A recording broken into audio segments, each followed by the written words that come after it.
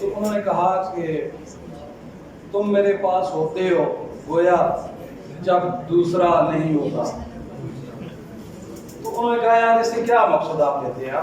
داماد چٹائی پر سو کر اونچے محلوں کے خواب دیکھوں گا، میرا یہ حق بھی چھین کر. سوشل میڈیا اتنا ہم میں در گیا ہے کہ کتاب سے ہم دور ہو گئے ہیں.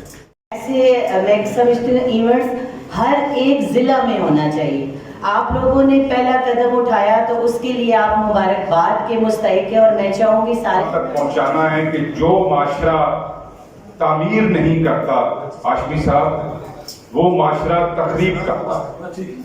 اور اگر آپ مسلمانوں کے پچھلے 500 سالہ دور کو دیکھیں، جو افکار اور جو علم کی کمی ہے وہ واضح طور پر محسوس ہوتی ہے. اسی لیے فلسفی کہتے ہیں کہ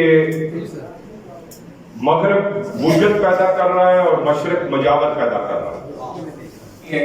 اور اب تک جس طرح کتب میلے چل رہے ہیں تو وہ لوگ جو کہتے ہیں نا کہ یہ شاید آخری صدی ہے کتابوں سے عشق کی، مجھے لگتا نہیں کہ ایسا ہے. مجھے لگتا ہے کہ یہ نشہ کبھی نہ اتر. ٹیبلیٹس اور لیپ ٹاپس اور دیگر جو مختلف اسکرینز ہیں اس کی جگہ شاید کبھی نہ لے پائیں. یہ کتابوں کا نشہ ایسے ہی رہے گا.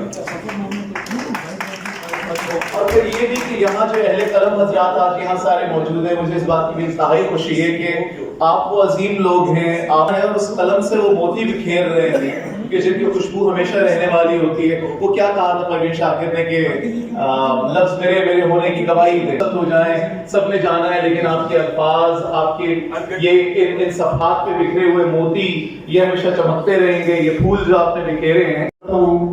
میں اگرچہ بیوروکریسی کا حصہ رہا ہوں، لیکن میں ایک استاد ہوں اور مجھے استاد ہونے پہ فخر ہے. چمکتے لفظوں کی میری آنکھوں میں کچھ آنسو بلا رہے ہیں، مگر ہمیں ہوش ہی کہاں ہے، نظر میں ایک اور ہی جہاں ہے. نئے نئے منظروں کی خواہش میں اپنے منظر سے ہٹ کے ہم